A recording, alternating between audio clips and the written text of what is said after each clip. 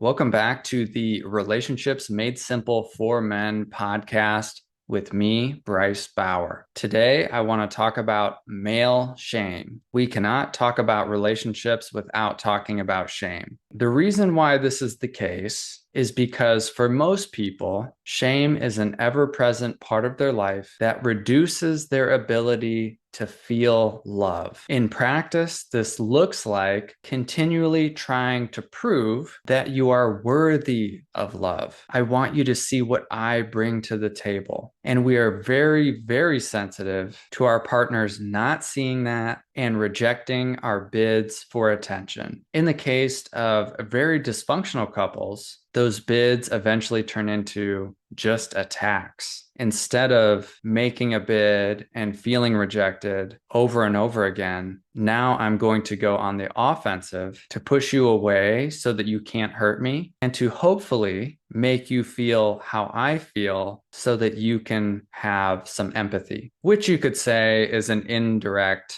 bid for attention. In high functioning couples, most bids for attention are met. When one partner starts talking, the other one stops what they're doing and listens, at least in that moment. And if they're not available, they will communicate that. They'll say something like, "Hey, I do want to hear what you have to say, but I need to finish up what I'm doing here. Do you want me to come find you in a few minutes?" Something like that. Functional couples know how to cushion the blow of even potential rejection because it can feel vulnerable to come to your partner looking for connection or to share a story and realize they're on a different wavelength. So going back to male shame, this is very interesting to me because it tends to present differently in men and women. One of the main things that is different is that men tend to compartmentalize their shame much better than women. They might not even notice that they're feeling it. And if they do, they're probably not going to talk about it and they'll try to move on. That's the male pattern. With women, they tend to be more aware of their shame and they will instinctively look to others to process it. Women tend to have better emotional support networks among their friends and family, so they'll reach out. It doesn't mean they'll always be talking about it as if it's shame, but they will at least start the process of working on it, doing something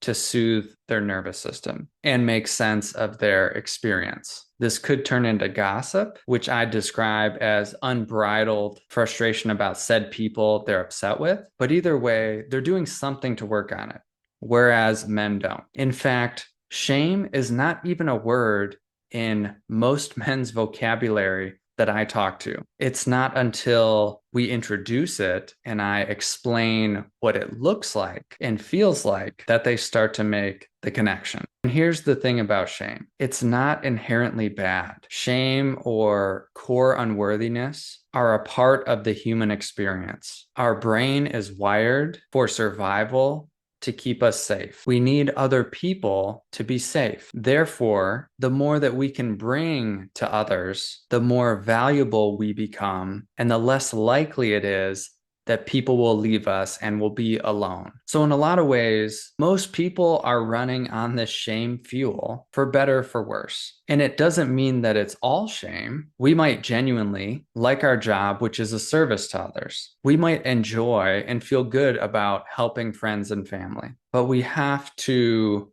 do the work to find out what's what here. What are our true motivations? For instance, I'm sure you've heard the phrase, happy wife, happy life. And I'll admit it, there's truth in that. When Jenny is happy, I feel happy. And if I've contributed to her happiness and she sees it, that's even better. And I'm sure most men feel this way. You want to make your partners happy. It makes you happy. But here's where it gets tricky. If you've developed a people-pleasing strategy to avoid feeling shame, you will begin to give up your needs, big and small, over time to make your partner happy. And the unavoidable impact of giving up your needs is that you will feel resentful. And the more resentful you feel, the more praise you will require. If we were to scale this to its most extreme form, you would be like Jesus. You sacrificed everything. And in return, you expect absolute adoration, appreciation, and compassion. I'm not saying Jesus said he wanted that, but you get the idea. That's you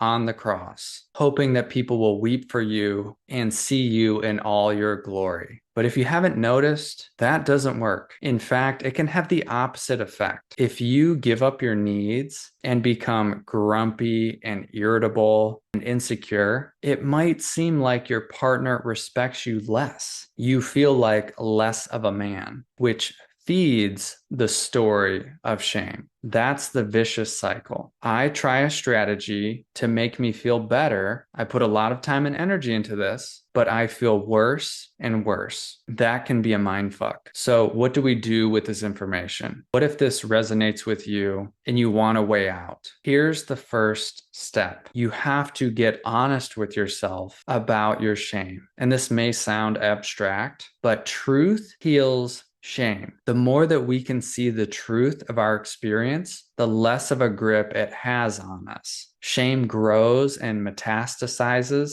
in the dark. It shrinks in the light. That's why things like men's groups are so important. When men get together and make space for their vulnerability and shame, they begin to heal each other. It's very powerful. Even telling one person, friend, family member, therapist, coach, here's what I'm struggling with. Here is my truth. That can help you breathe a little bit more. And all of this is prior to processing it and quote unquote working through it. The first step is just to get honest about it and share it. And most men that I see in the world don't even do step one. They're not even aware that there is a step one or that they feel shame. They operate from it, but they don't know it. And everyone's different. Some people had pretty available parents, and maybe shame doesn't run their life that much. If you've had any major ruptures in your childhood, abuse, neglect, traumatic events, and you haven't been able to talk about that with anybody, you probably have a mountain of shame. And here's a really interesting fact. I heard a therapist talk about this recently, and it made a lot of sense. They said that it's not the traumatic event that impacts us the most. It's the lack of availability of someone to hear you and validate you and reassure you that causes the long-term damage psychologically. And even if you had a really good childhood, I would wager that every man has had really difficult things happen to them in their life because that's part of being human. Even moving, losing a dog or grandparent can have a big impact. For men, there's often a lot of shame around sexuality because most men learned about sex either through porn or just figuring it out on their own. They didn't have fathers and male role models that sat down and consistently talked to them about sex and their body because they also weren't taught. So there's a wave of shame and ignorance that comes with that. Sex can be rather confusing for men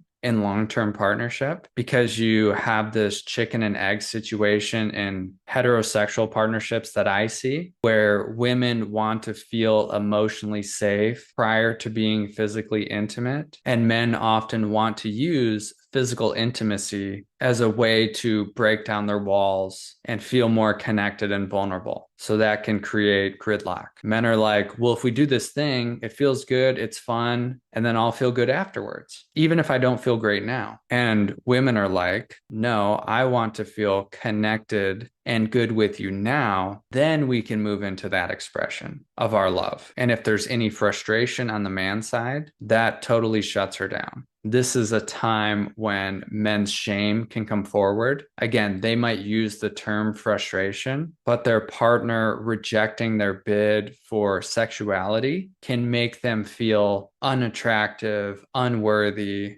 unlovable. They just don't have the language for it. This is what I find really interesting about shame in men is that they will use every word they know accept shame. In so many cases, when we dig down a little bit further, their anger and frustration can be shame, their sadness can be shame, their numbness can be shame, even their sarcasm and joking around can be a product of shame. Not always, but I think it's usually there. So I gave you step one for working with shame, which is to look for it, acknowledge it, and even share it. And I'm only going to give you the second step because the first and second step really do most of the heavy lifting. The second step is practicing compassion. And that literally means practice reframing the story about yourself. It is okay that I feel shame. It makes sense that I feel shame. Just because I did XYZ, that does not make me a bad person. I'll even drop a philosophical piece on you. And I know some people will disagree. I don't think there are bad people. No one comes into this world a bad person. What we have is people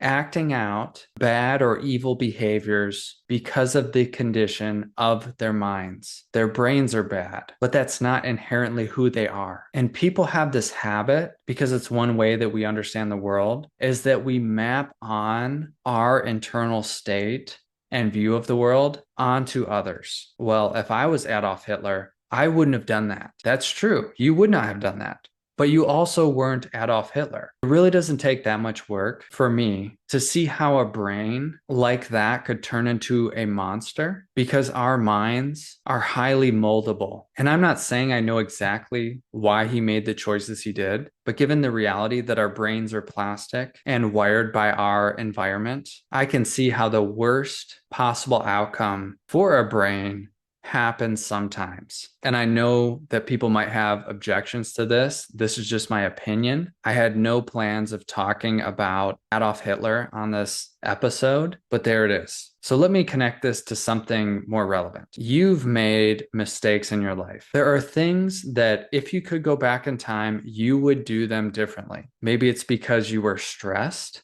or feeling lonely or shame. Maybe you've even dealt with delusions of grandiosity and superiority. But no matter what you did, I think at the level of the brain, based on what you were thinking and feeling, your behavior makes sense.